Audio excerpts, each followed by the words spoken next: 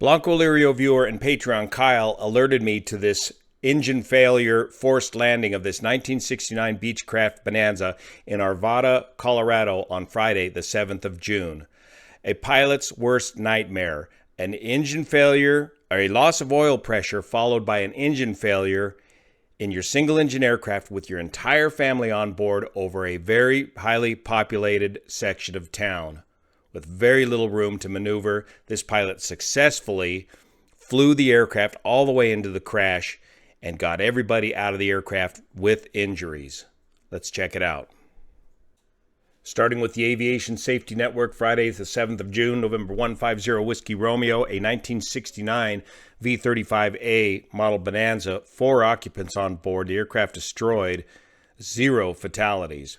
They were flying from Denver's Centennial Airport and were going to the Broomfield Rocky Mountain Metropolitan Airport.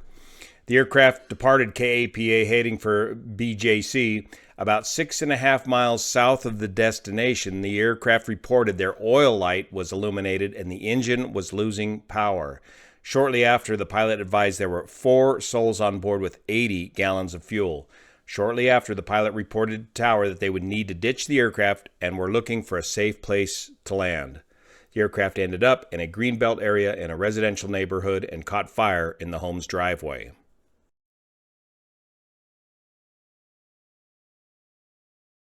The pilot's flight plan put him over the very populated areas of Denver and just to the west of Denver. If we look at the map and corroborate with the photos, it looks like the aircraft ended up on Oberon Road and the corner of Oberon Road and Brentwood Street. The airport the pilot was reaching for was this airport here. The engine failure occurred at or near Arvada.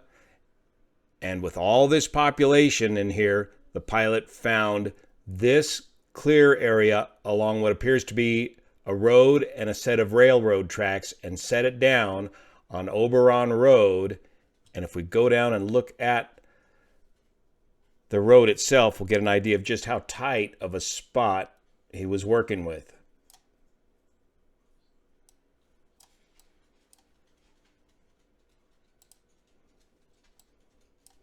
Here's the house where the aircraft ended up, right here on the lawn. And look at that narrow passageway that he was able to get that airplane into with these power lines paralleling the road and perhaps the only straight, flat piece of ground in this highly populated area. He managed to slide this aircraft up and into this front yard and get everybody out. And just ahead of him is another set of power lines and stoplights. Eyewitnesses report the aircraft was maneuvering on its final descent to get into this spot. The only other clear possibility could have been these railroad tracks, and we don't know at this time whether he initially set it down on these railroad tracks and slid under the wires into the front yard, or if he set it down here on the road. But all these wires always create a very formidable obstacle course when performing a forced landing in a populated area. The aircraft, November 150 Whiskey Romeo, is a 1969 model Beechcraft Bonanza with the tip tanks and is powered by the Continental GTSIO 520C engine rated at 340 horsepower. Now, normally Bonanzas that are turbocharged of this vintage were powered by the TSIO 520D engine, producing about 285 horsepower.